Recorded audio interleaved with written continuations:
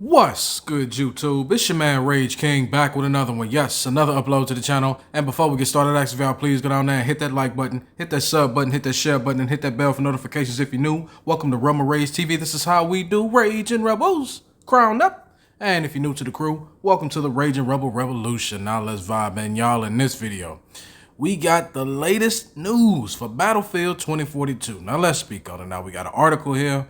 We're going to read and we're going to react because that's just what we do, all right? We're going to give our thoughts at the end, so let's get into it. Battlefield 2042, EA pushes back against specialist criticism and talks about open beta lessons. Battlefield 2042 had an interesting open beta, to say the least. While fans were excited to finally get their hands on the newest iteration of the popular series, the beta also sparked debate about many of EA's design choices, particularly the introduction of specialists. In a lengthy new blog post meant to share takeaways from the recent open beta, EA pushed back against the feedback that specialists, characters with unique traits that upend the traditional class system, hampered teamwork. Battlefield 2042's developers also explained that the decision to use an older build for the beta was mostly down to stability, and also discussed some of the more granular changes that are being implemented as a result of the feedback. In response to the criticism of the specialists, EA argued that Battlefield's teamwork was actually being hampered by features that haven't yet been implemented, that's supposed to say implemented, such as the ping system. That would be nice to have a ping system in that game. I was noticing that was missing too. First, we recognized that numerous improvements to the user interface, identifying between friend and foe, the ping system, and in-game team communication that were missing during the open beta, and all are explained in detail below, are vital to team play. You didn't get to experience all of those, and so today we want to help talk you through the many different changes that you'll experience in the full game. EA continued, second, you weren't able to go hands-on with all 10 of our specialists and see them all in action on the battlefield. Now that all the cards are on the table, let us know what you think. Much of the criticism around specialists has centered around the duplicate characters. One Reddit poster noted how jarring it was to walk around a corner and see McKay stabbing McKay while McKay is looking to the other side. Characters felt that specialists were simply better suited for a smaller scale shooter like Rainbow Six Siege as opposed to a larger scale experience Battlefield. I would agree.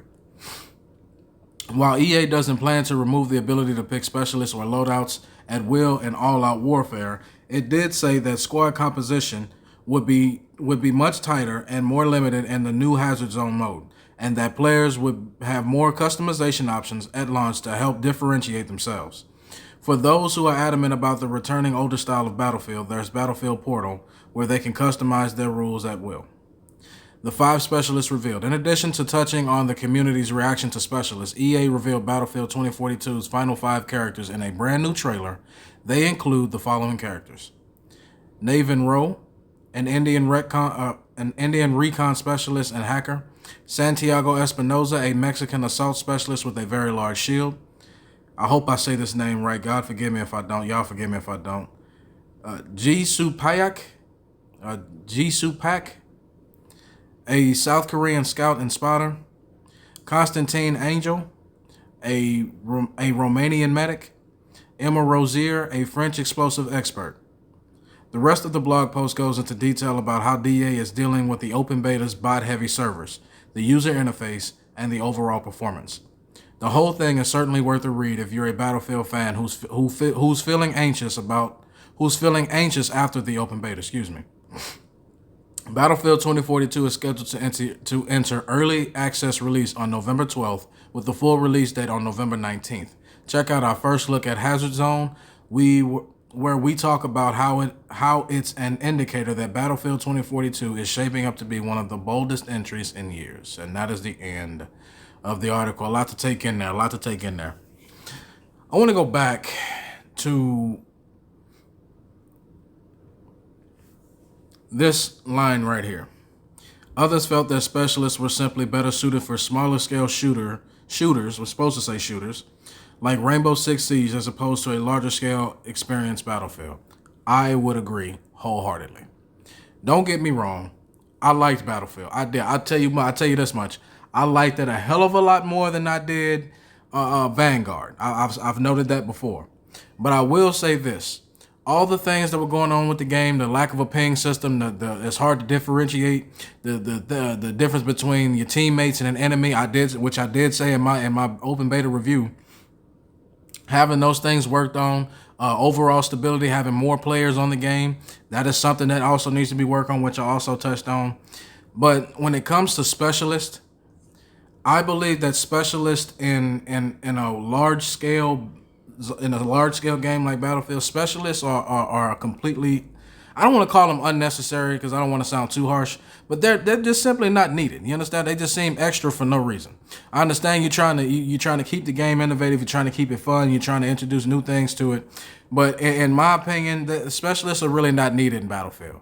Just give us the ping system, just fix the stability issues, and have us be able to easily tell the difference between an enemy and my teammate, and you'll have a good game. The game will be fine. You understand what I'm saying? And then y'all can add on the battle pass if y'all decide to, add on new maps, new weapons, new skins, things of that nature. But I do agree when it says that specialists are better suited for a smaller scale shooter, like Call of Duty and things of that nature. I really do. I don't think that specialists are really necessary, and also the duplicate characters, that'll make the game get really boring really fast. You understand what I'm saying? Now, I get it that most people want to play with maybe the same few characters and everything like that, but that'll make the game very boring very fast, seeing the same character over and over and over and over. So I'm of the mindset, just don't even let it happen. Just don't even let it happen. This is not a game like, this is not an MMO. This is not the type of game like a Marvel's Avengers or anything like that where you're fighting with a superhero. No, you're fighting in war. You're in all-out war. There's no need to have 4 or 5, 6, 7 of the same people on a, on a 16 versus 16 team. There's really no need for all that. You understand what I'm saying? So if somebody's got it, just find another server to put them on.